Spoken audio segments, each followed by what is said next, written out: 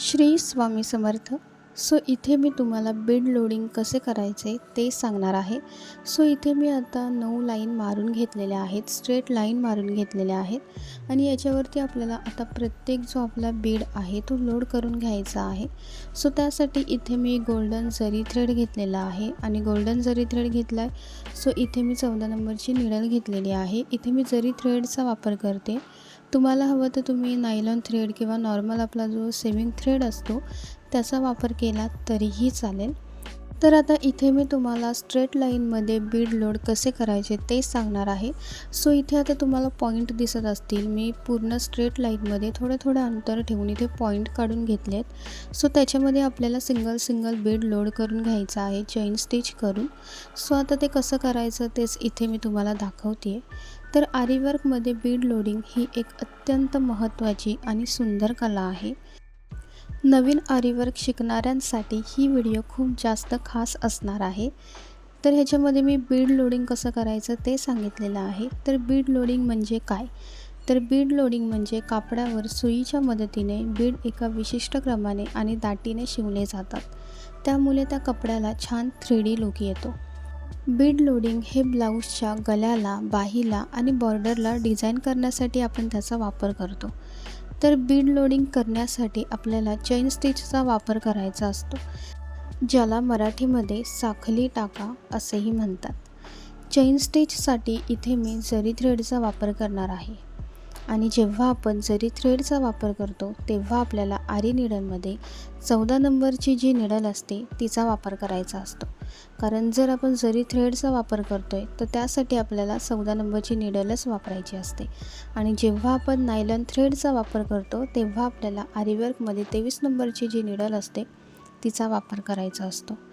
तर लोडिंगमध्ये सुद्धा 2 प्रकार आहेत, स्ट्रेट लोडिंग आणि क्रॉस लोडिंग. तर पहिले आपण स्ट्रेट लोडिंग पाहूयात, जी आता मी तुम्हाला इथे करून दाखवते. स्ट्रेट लोडिंग म्हणजे सरळ लोडिंग. यात बीड एका सरळ लाईनमध्ये शिवले जातात. आणि दुसरी जी पद्धत आहे ती आहे क्रॉस लोडिंग म्हणजे तिरपे लोडिंग. यात बीड थोडे तिरपे शिवले जातात, ज्यामुळे डिझाईन आणखीन सुंदर दिसते. तर इथे जे आपले दोन्ही लोडिंगचे जे प्रकार आहेत, स्ट्रेट आणि क्रॉस, दोन्ही खूप सिंपल आहेत, सुंदर आहेत आणि तुम्ही ब्लाऊजवरती हे डिझाईन केलं तर आपल्या ब्लाऊजला खूप सुंदर आणि छान असा लुक येतो. तर आता इथे आपण मण्यांचे प्रकार पाहूयात, म्हणजे आपण इथे बीडचे टाईप्स पाहूयात. तर इथे मी बीड लोडिंगसाठी वेगवेगळ्या प्रकारचे बीड वापरलेले आहेत. जसे की इथे मी 3 mm golden Beed, 4 mm golden Beed, sugar Beed, white pearl Beed, drop shape Beed आणि गोल्डन सिक्वेन्स अशा प्रकारच्या बीडचा इथे मी बीड लोडिंग करण्यासाठी वापर केलेला आहे. तर आता इथे मोठ्या बीडमध्ये आपण छोटे बीड ॲड केले की त्याला एक सुंदर आणि छान असा लुक येतो आणि ते दिसायलासुद्धा खूप सुंदर दिसतं. तर सुरुवातीला चेन स्टिचचा चांगला सराव करा. तुम्ही पहिले सुरुवातीला चेन स्टिच कशी करायची ह्याची प्रॅक्टिस करा. मणी सुईमध्ये भरून लोड करण्याची प्रॅक्टिस करा. सुई पकडण्याची प्रॅक्टिस करा. त्याच्यामध्ये मणी धरून ते कसे लोड करायचे ह्याचीसुद्धा प्रॅक्टिस करा. आणि फिनिशिंग महत्त्वाची आहे. तुम्ही कोणतीही डिझाईन क्रिएट करा किंवा कोणतीही बीड लोडिंग करा, फिनिशिंग महत्त्वाची आहे. फिनिशिंगशिवाय कोणतीच गोष्ट सुंदर दिसत नाही.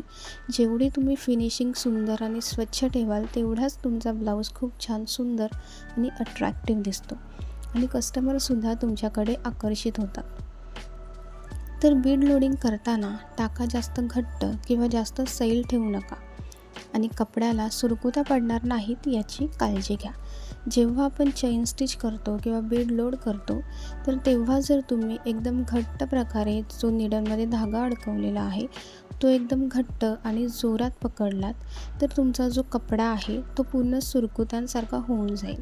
त्याच्यामुळे धागा एकदम घट्ट असा ओढू नका. जो तुम्ही टाका टाकाल तो एकदम घट्ट असा ओढू नका आणि जास्त सैलसुद्धा ठेवू नका. जर तुम्ही एकदम सैल थ्रेड पकडलात तर तुमचे जे बीड आहेत ते लूज पडून जातील आणि ते तुमच्या ब्लाऊजवरती एकदम फिक्स बसणार नाहीत, सिक्युअर होणार नाहीत. त्याच्यामुळे जेव्हा तुम्ही टाका टाकाल तेव्हा आपला जो थ्रेड आहे तो एकदम पण जास्त घट्ट आपल्याला ओढायचा सुद्धा नाही आहे आणि एकदम जास्त सैल असा सुद्धा ठेवायचा नाही आहे. एकदम प्रॉपर पद्धतीने आपल्याला तो इथे स्टिच करून घ्यायचा आहे, छान प्रकारे लोड करून घ्यायचा आहे. तर आता तुम्ही बिगिनर्स आहात तर सुरुवात कशी करावी हा प्रश्न सगळ्यांनाच पडतो, की जर आपल्याला आरी वर्क शिकायचं आहे तर त्याची सुरुवात कुठून करायची, त्याच्यासाठी काय काय मटेरियल लागेल ह्याचा प्रश्न सर्वांनाच पडलेला असतो. तर त्या रिलेटेड मी व्हिडिओ ऑलरेडी अपलोड केलेली आहे की बिगिनर्ससाठी किटमध्ये कोणकोणत्या गोष्टी महत्त्वाच्या आहेत. सो ती व्हिडिओ तुम्ही पाहिली नसेल तर मी लिंक डिस्क्रिप्शनमध्ये देते आहे, ती व्हिडिओसुद्धा तुम्ही नक्की चेक करा. बिगिनर्स असाल किंवा तुम्हालासुद्धा आरी वर्क शिकण्याची खूप आवड आहे पण सुरुवात कुठून करायची हे माहीत नसेल तर ती व्हिडिओ मी अपलोड करते, ती तुम्ही नक्की पहा. तर सुरुवात कशी करावी हा प्रश्न सर्वांनाच पडतो. तर आता इथे बीड लोडिंग करण्यासाठी सुरुवात कशी करायची ते पहिले मी तुम्हाला सांगते. तर कपड्यावरती पेन्सिलने किंवा खडूने, पेन्सिल असेल तर पेन्सिल घ्या किंवा तुमच्याकडे चॉक असेल तर चॉक घ्या. तर त्याने आधी आपल्याला कपड्यावरती स्ट्रेट लाईन आखून घ्यायची आहे. त्याच्यानंतर निडलमध्ये 3 ते 4 बीड एकाच वेळी घेऊन त्या लाईनमध्ये स्ट्रेट पद्धतीने बीड आपल्याला शिवायचे आहेत. म्हणजे काय करायचं आहे, आपली जी निडल असते आरी वर्कची त्याच्यामध्ये मनी लोड करण्यासाठी खूप जास्त स्पेस असते. त्याच्यामुळे तुम्ही आता बिगिनर्स आहात तर तुम्हाला ते प्रॅक्टिस करण्याची खूप जास्त गरज आहे. कारण जर तुम्ही निडलमध्ये एकाच वेळी 3 ते 4 बीड पकडून ठेवले तर तुम्ही जेव्हा वर्क करायला जाता तेव्हा तुम्हाला ते इझी पडतं. कारण एकदाच तुम्ही हातामध्ये निडल पकडून त्याच्यामध्ये बीड एकत्र घेऊन तुम्ही इझिली ते लोड करू शकता आणि तुमचा तेवढा टाईमसुद्धा वाचतो. त्याच्यामुळे त्याचीसुद्धा तुम्ही प्रॅक्टिस करा की निडलमध्ये 3 ते 4 बीड एकाच वेळी घेऊन त्या लाईनमध्ये स्ट्रेट पद्धतीने बीड शिवायला घ्यायचे आहेत, ह्याचीसुद्धा तुम्ही प्रॅक्टिस करा. त्याच्यानंतर प्रत्येक टाका घेताना तो जास्त घट्ट किंवा जास्त सैल नसेल याची काळजी घ्या. मी तुम्हाला आधीसुद्धा सांगितलं आहे की तुम्ही जो थ्रेड वापराल त्याचा जो तुम्ही टाका टाकाल चेन स्टिचचा तो घेताना जास्त घट्ट किंवा जास्त लूजसुद्धा आपल्याला ठेवायचा नाही आहे. एकदम परफेक्ट फिनिशिंगमध्ये आपल्याला करायचं आहे. सो त्याचीसुद्धा तुम्ही काळजी घ्या. तर सुरुवातीला वेगवेगळ्या लाईनमध्ये वेगवेगळे बीड वापरून त्याचा सराव केल्यास तुम्हाला प्रत्येक बीडचा आकार आणि तो कसा हाताळायचा याचा चांगला अंदाज येईल. सुरुवातीला तुम्ही पहिले लाईनमध्ये वेगवेगळे बीड वापरून बघा आणि ते बीड वेगवेगळ्या लाईनमध्ये लोड करून पहा, म्हणजे तुम्हाला अंदाज येईल की प्रत्येक बीडचा आकार कसा आहे आणि तो लोड करताना तुम्हाला किती जमत आहे किती नाही जमत आहे, तुम्हाला किती तो हाताळता येतो याचासुद्धा तुम्हाला चांगला अंदाज येऊन जाईल. जर तुम्ही बिगिनर्स असाल तर तुम्हाला प्रॅक्टिस करणं महत्त्वाचं आहे आणि जर तुम्ही प्रॅक्टिस करत असणार तर प्रयत्न खूप चांगले आहेत. जर तुम्ही प्रॅक्टिस करत असाल तर तुमच्या प्रयत्नांनासुद्धा नक्की यश मिळेल. तर अशाच सरावाने तुम्ही ह्या आरी वर्कच्या कलेत नक्कीच एक्सपर्ट व्हाल. तर इथे मी तुम्हाला पूर्ण इन्फॉर्मेशनसोबत सगळं काही सांगितलेलं आहे. सो तुम्हाला याबद्दल जर आणखीन काही क्वरीज असतील, आणखीन काही डाऊट्स असतील तर तुम्ही मला ते कमेंट करून नक्की विचारू शकता. कारण तुमच्या प्रत्येक डाऊटवर, तुमच्या प्रत्येक क्वरीजवरती मी नक्कीच रिप्लाय करेन किंवा आणखीन एक नवीन व्हिडिओ बनवेन. तर बीड लोड कसे करायचे, स्ट्रेट लाईनमध्ये बीड लोड कसे करायचे हे तर मी तुम्हाला इथे दाखवलेलं आहेच.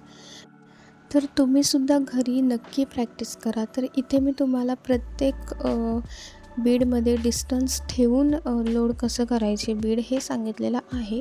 सो नेक्स्ट व्हिडिओमध्ये मी तुम्हाला स्ट्रेट लाईनमध्ये एकत्र अजिबातच गॅप न ठेवता प्रत्येक बीड एकत्र लोड कसा करायचा हे सुद्धा मी तुम्हाला नक्की सांगेन.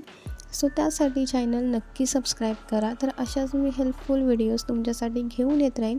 फक्त तुम्ही चॅनल सबस्क्राईब करा आणि स्टे ट्यून. अशा छान छान आणि हेल्पफुल व्हिडिओज मी तुमच्यासाठी घेऊन येत राहीन. तर आता तुम्ही बघू शकता की स्ट्रेट लाईनमध्ये सुद्धा मी बरेच असे वेगवेगळे बीड घेतलेले आहेत लोड करण्यासाठी. म्हणजे जेवढे तुम्ही वेगवेगळे बीड लोड करण्यासाठी घ्याल तेवढंच तुम्हाला त्याचा अंदाज येईल, त्याचा आकार कसा आहे त्याचा अंदाज येईल आणि तो तुम्ही कसा हाताळताय त्याचासुद्धा तुम्हाला अंदाज येईल. कारण प्रत्येक बीडचा जो शेप आहे तो वेगवेगळा आहे. छोट्या बीडचा शेप, मोठ्या बीडचा शेप हे सर्व वेगवेगळं आहे. सो तुम्हीसुद्धा वेगवेगळ्या पद्धतीचे बीड घ्या आणि तुम्ही घरी प्रॅक्टिस करा ते लोड करण्यासाठी. सो इथे मी चेन स्टिच करून मध्ये सिंगल बीड लोड करून घेतलेला आहे. सो तुम्हीसुद्धा अशा पद्धतीने घरी नक्की प्रॅक्टिस करा. आणि तुम्ही बिगिनर्स असाल पण सुरुवात कुठून करायची, बिगिनर्ससाठी किट्समध्ये काय काय गोष्टी अवेलेबल हव्यात ते तुम्हाला माहीत नाही आहे, सो माहीत नसेल तर त्या रिलेटेडसुद्धा मी व्हिडिओ ऑलरेडी अपलोड केलेली आहे. त्याची लिंक मी डिस्क्रिप्शनमध्ये देते आहे, तीसुद्धा तुम्ही नक्की बघा. तर तुम्हाला ही व्हिडिओ कशी वाटली हे मला कमेंट करून नक्की सांगा. आणि तुम्हाला जर ही व्हिडिओ आवडली असेल तर माझ्या चॅनलला लाईक, कमेंट, शेअर आणि सबस्क्राईब करायला विसरू नका. तर भेटूया नेक्स्ट व्हिडिओमध्ये. थँक्यू.